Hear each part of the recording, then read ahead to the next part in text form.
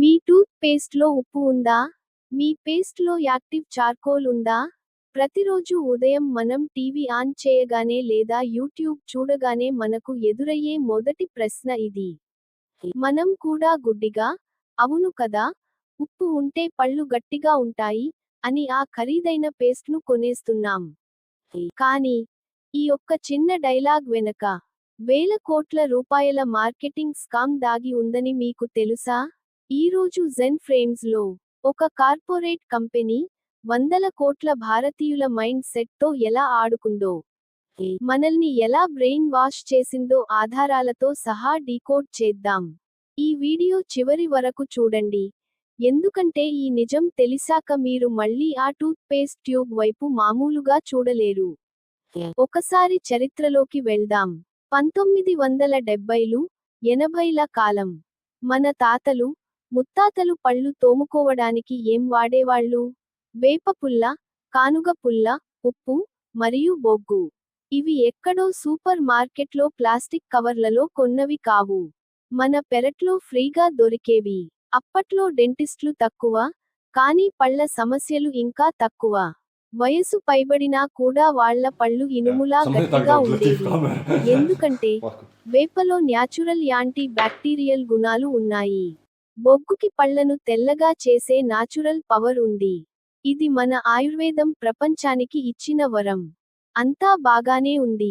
మరి ఎక్కడ తప్పు జరిగింది? ఈ పద్ధతులు ఎందుకు కనుమరుగయ్యాయి? పాశ్చాత్య దేశాలకు చెందిన పెద్ద పెద్ద కార్పొరేట్ కంపెనీల కన్ను మన ఇండియన్ మార్కెట్ మీద పడింది. ఇక్కడ చూస్తే ఎవరూ టూత్ పేస్ట్ కొనడం లేదు.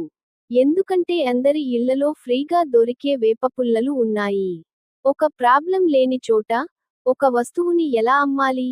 అక్కడే వాళ్ళు ఒక మాస్టర్ ప్లాన్ వేశారు. అదే ఫియర్ మార్కెటింగ్. వస్తువుని అమ్మాలంటే ముందు జనం మనసులో భయాన్ని క్రియేట్ చేయాలి. వాళ్ళు టీవీ యాడ్స్ ద్వారా ఒక పెద్ద బ్రెయిన్ వాష్ స్టార్ట్ చేశారు. ఇంకా మీరు ఈ బొగ్గు, ఉప్పు వాడుతున్నారా? అవి వాడితే మీ పళ్ళ ఎనామిల్ పాడైపోతుంది. అవి చాలా అనాగరికమైన పద్ధతులు అని పదే పదే చూపించారు. వాళ్ళ తెల్లటి కెమికల్ పేస్ట్ వాడితేనే మీరు మోడరన్ అన్నట్టుగా ఒక ఫేక్ ఇల్యూజన్ క్రియేట్ చేశారు. రోజూ పదే పదే వచ్చే ఆ యాడ్స్ చూసి మన భారతీయుల సైకాలజీ నెమ్మదిగా మారడం మొదలైంది. మనం ఫ్రీగా వాడుకునే వేపపుల్లలు, బొగ్గు చాలా ఇన్ఫీరియర్ అని, పనికిరానివని నమ్మడం మొదలుపెట్టాం. మన దేశవాళీ పద్ధతులను మనమే అవమానించుకునే స్థాయికి మనల్ని తీసుకొచ్చారు. కొన్నాళ్లకే ప్రతి ఇంట్లో ఒక ప్లాస్టిక్ బ్రష్, ఒక కెమికల్ టూత్ పేస్ట్ వచ్చి చేరాయి.